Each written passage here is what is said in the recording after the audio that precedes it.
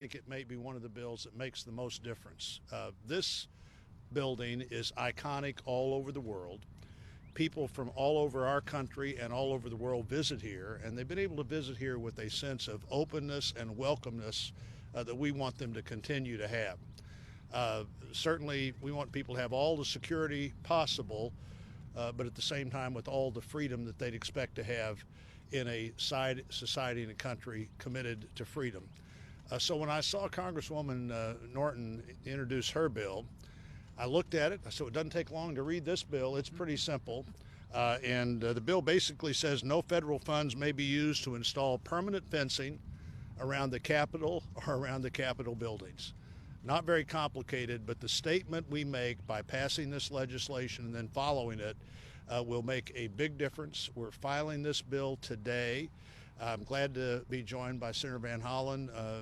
We've worked together on a number of things, but pleased to be working together on this. And I think I'll let him come up, and then we'll let Eleanor Holmes Norton bat cleanup on this issue and whatever else she wants to talk about. Thank you, Roy. Well, thank you, Roy, and it's great to join with Senator Blunt and Congresswoman Eleanor Holmes Norton in introducing this bill.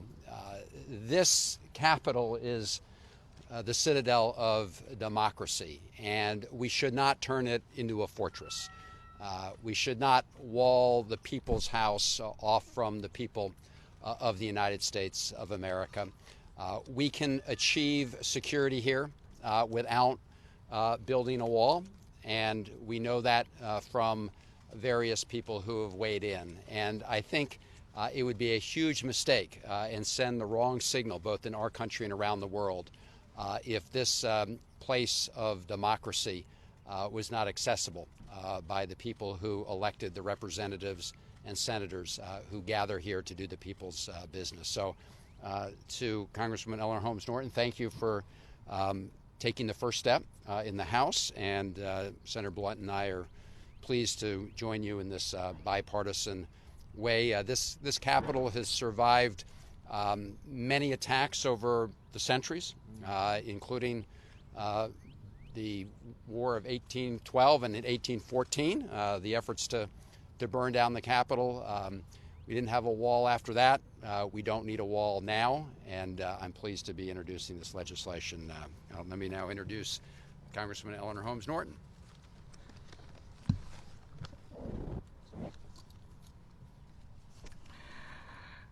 Well, we don't see nearly as much bipartisan and bicameral action, the kind we're seeing here today and that we will see as we introduce this bill called the No Fencing at the United States Capitol Complex Act.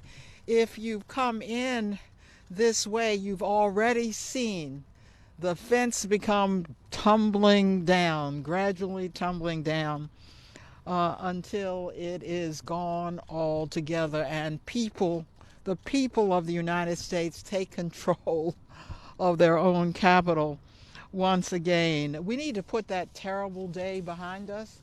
You can't do it as long as this fencing is up to remind people that they can't get into the Capitol. When I came over to the Rayburn building, I could already see some of the streets opening up. Recently, when I tried to get to the Capitol, I couldn't even get there. So much of the Capitol complex was closed off that every place was a detour, and that was the framing actually for what has happened to the Capitol. So finally, we had a task force that Speaker Pelosi set up, and they came forward with the notion of an invisible fence in the bottom and a lot of other security safeguards that we need. For example, we're getting 350 new Capitol Police who were doing double time because they were so underfunded. Now that we have bipartisan and bicameral support, it's time to get rid of fences of the kind that were invented 10,000 years ago. I so appreciate my good friends for being here today with us in the Capitol. what questions you all have.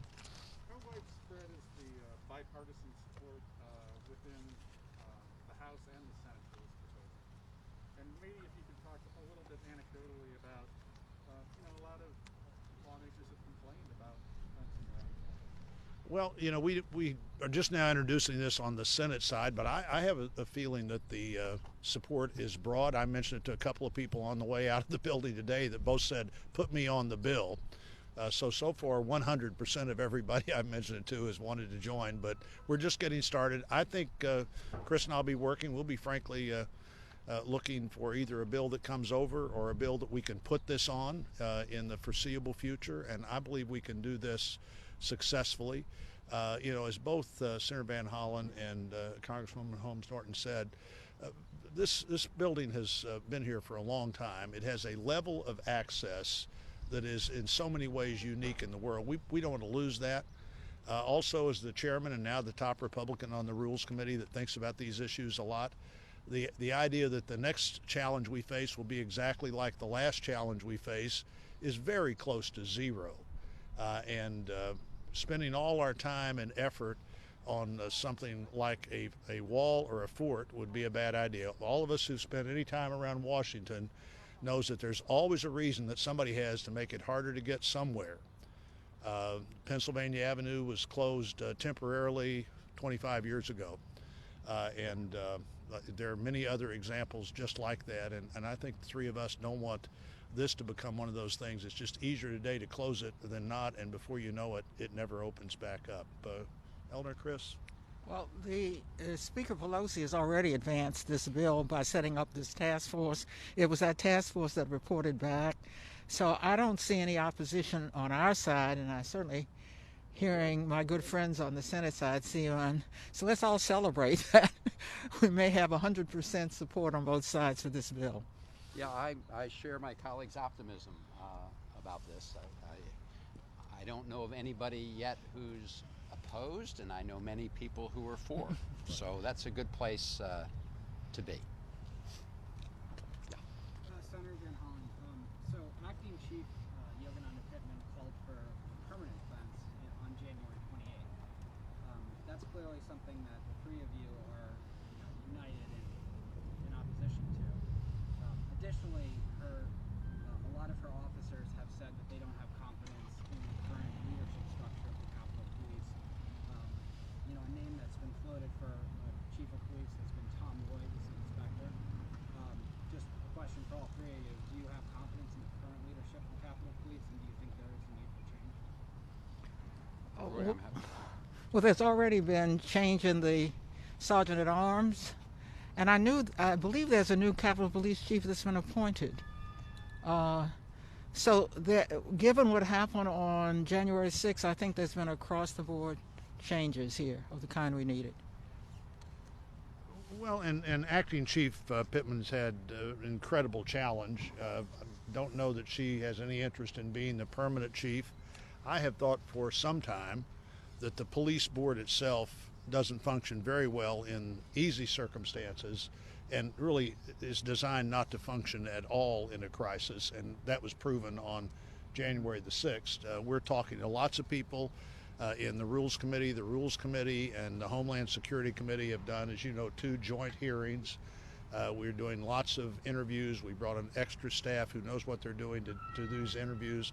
And I think the Congress itself has the potential here to solve the problems that we're aware of. It's just a matter of whether we can get that done or not.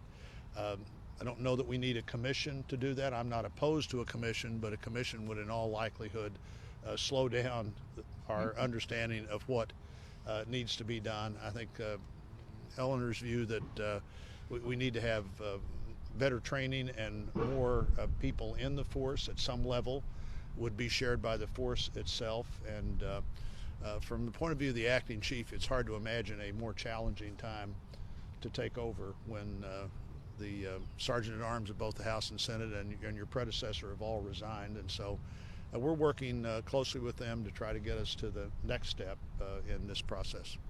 Yeah, I would just say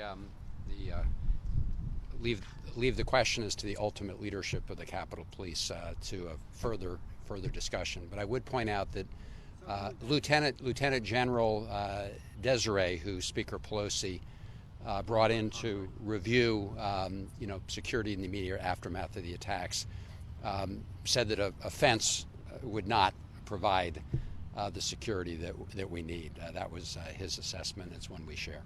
And a follow-up on that point, though, how do you ensure the safety of the Capitol and the members, staff, journalists without a fence and with the lack of confidence in police leadership?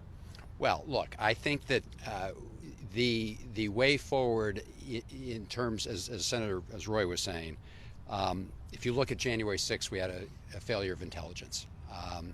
And it's pretty clear that there are alternatives to fencing, and I think better alternatives, including increasing the number and capacity of the Capitol Police, including having clear protocols for when you can bring in National Guard members.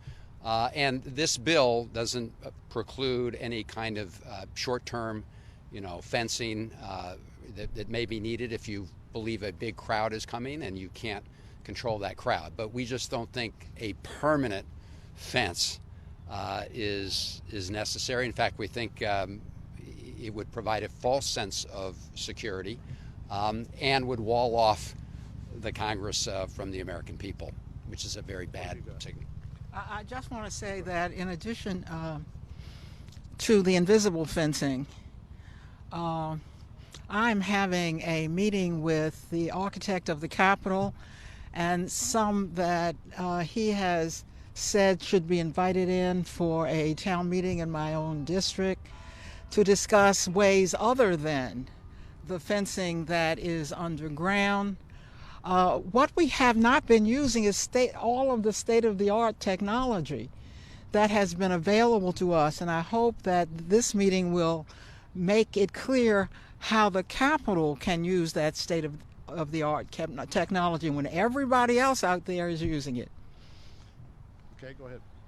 So, has the Capitol Police Board given you the impression that they want permanent fence? I mean, what's the impetus for this, especially as you guys made it clear you don't want to fund this, and as we see fence on the fence? Well, the impetus is that you leave this permanent fence up for very long, and before you know it, it turns into some kind of this temporary fence for very long. It turns into some kind of permanent fence. We've seen this happen over and over again in Washington D.C. and state capitals. We don't want that to happen.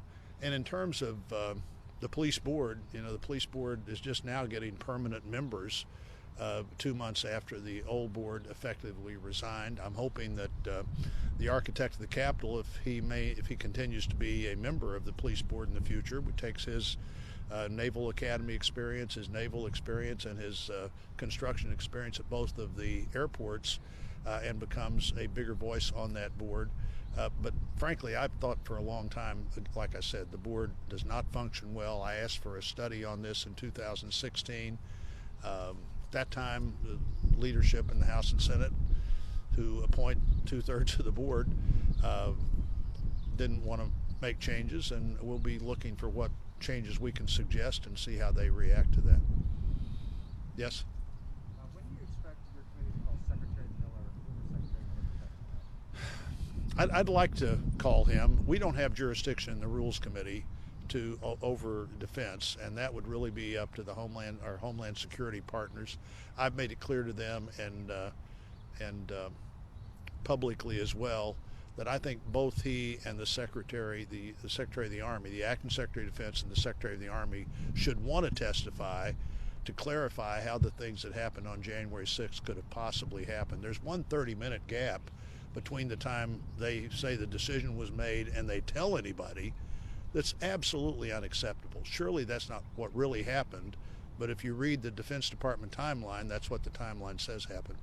One more? Have you talked to former security officials at the Capitol, like Sergeant at Arms, police chiefs? They say that fencing could have stopped January 6th. It buys law enforcement time to fight off any kind of attack as we saw that day. And it's something they've been asking for the last 40 years, because they lawmakers are just not willing to pay that price the same way, let's say, TSA paid the price after 9/11 with those kind of security is willing to pay. What would you say to those kind of arguments that Congress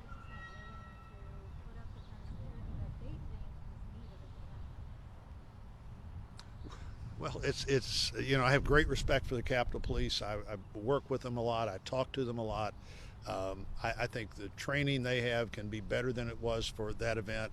As Senator Van Hollen said, when you have good intelligence, you need to be sure you're acting on it.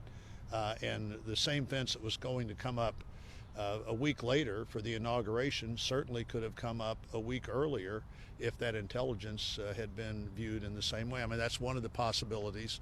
You know, none of us are saying we don't want a fence anywhere, anytime. And when you anticipate you need it, you can put it up. But it will make a big difference in how this building looks to people that come from all over America and all over the world if it is incredibly hard to get in and it looks like you've turned the capital of the United States into a fort, not the citadel of democracy. We done? Anybody else? Thank you all. Thank you. Thank you.